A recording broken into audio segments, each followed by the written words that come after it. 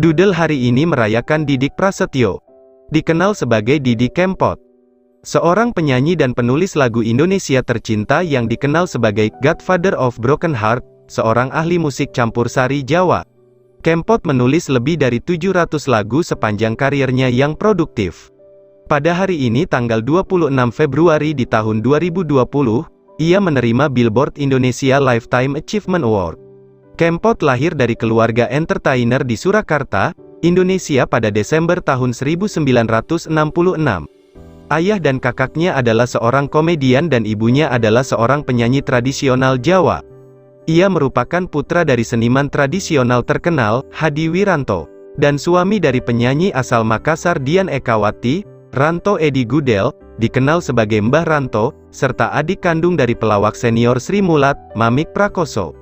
Pada usia 18 tahun, Kempot dan teman-temannya membentuk band jalanan bernama Kelompok Pengamen Trotoar dan mulai mengamen untuk mencari nafkah. Selama lebih dari 2 dekade, penyanyi kelas dunia ini tampil di jalanan Surakarta dan Jakarta. Tidak hanya itu, Kelompok Pengamen Trotoar kemudian menjadi tempat dia mendapatkan nama belakangnya yang terkenal, Kempot. Meskipun tidak punya uang, dia menulis dan membawakan beberapa lagunya yang paling terkenal termasuk Wicen You, Cidro, Moblong Moblong, dan Podo Pinter. Setelah seharian mengamen, Didi kerap begadang untuk merekam lagu-lagunya di kaset kosong. Meski sebagian besar kaset yang dia kirim ke studio rekaman tidak pernah membuatnya berhasil masuk dapur rekaman, Kempot tidak pernah menyerah pada mimpinya. Kempot akhirnya mendapat terobosan besar pada tahun 1989 dan menandatangani kontrak dengan label musik. Single hit pertamanya Cidro menjadi sangat populer di Belanda dan Suriname, 2 negara dengan diaspora Jawa yang besar. Hal ini juga yang membuka jalan bagi musik campur sari untuk menembus pasar mainstream. Ketika Kempot melakukan perjalanan ke Belanda untuk tampil pada tahun 1993, dia terharu melihat para penggemar telah menghafal lirik lagunya. Dia melanjutkan untuk merilis 10 album lagi di Belanda dan Suriname. Beberapa lagu yang ia tulis bertemakan patah hati dan kehilangan. Ia sengaja memilih tema tersebut karena rata-rata orang pernah mengalaminya dan ingin dekat dengan masyarakat.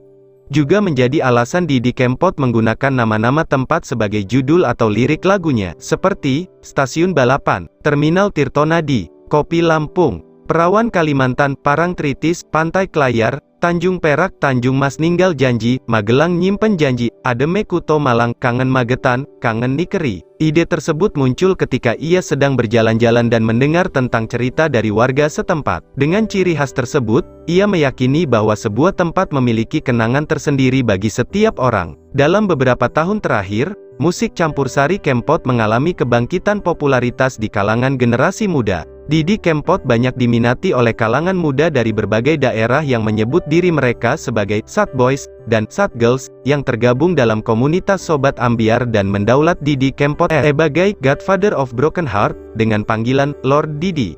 Julukan tersebut berawal dari beberapa lagu-lagu Didi Kempot yang menceritakan tentang kesedihan dan kisah patah hati, yang kemudian para fans tersebut menamai mereka dengan sebutan Sobat Ambiar. Sobat Ambiar merupakan sebutan komunitas bagi penggemar Didi Kempot.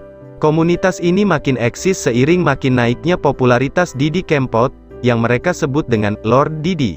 Keberadaan Sobat Ambiar membuat para penggemar karya Didi Kempot menjadi lebih terorganisasi. Sebelumnya istilah Kempoters adalah sebutan untuk penggemar Didi Kempot, namun sebutan tersebut berkembang di kalangan anak muda menjadi Sad Boy untuk laki-laki dan Sad Girls untuk perempuan. Lagu Cidro diangkat dari kisah asmara Didi yang pernah gagal. Jalinan asmara yang ia jalani bersama kekasih tidak disetujui oleh orang tua wanita tersebut. Itulah yang membuat lagu Cidro begitu menyentuh hingga membuat pendengar terbawa perasaan. Sejak saat itulah Didi Kempot mulai sering menulis lagu bertema patah hati. Didi Kempot kembali terkenal setelah mengeluarkan lagu berjudul Kalung Emas pada 2013 dan Suket Teki pada 2016.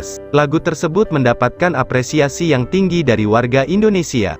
Didi Kempot meninggal dunia pada tanggal 5 Mei tahun 2020 pukul 7.45 waktu Indonesia Barat dalam usia 53 tahun di Rumah Sakit Kasih Ibu Surakarta akibat henti jantung. Ia sempat mengalami sakit panas pada hari sebelumnya. Jenazah Didi Kempot dimakamkan pada hari itu juga pada pukul 15 waktu Indonesia Barat di tempat pemakaman umum Astana Jatisari Desa Majasem, Kecamatan Kendala, Ngawi yang berdekatan dengan makam anak sulungnya.